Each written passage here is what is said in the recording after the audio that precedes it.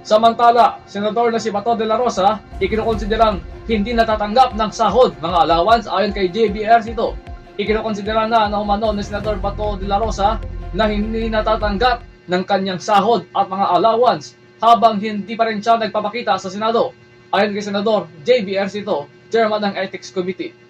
Kinumpirma yan ni Ejercito matapos magpulong ang pinamumunuan niyang Senate Committee on Ethics on Privileges nito lamang Martes upang iproseso ang mga nakabinbing mga reklamo batay sa first in, first out na sistema.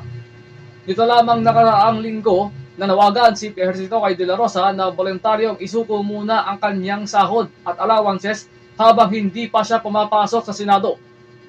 Hindi na nagpapakita sa publiko si De La Rosa at hindi rin dumadalo sa sesyon ng Senado magmula pa lang Nobyembre 2025 kasunod na mga impormasyon na paglabas na umano ng International Criminal Court o ICC ng warrant of arrest laban sa kanya.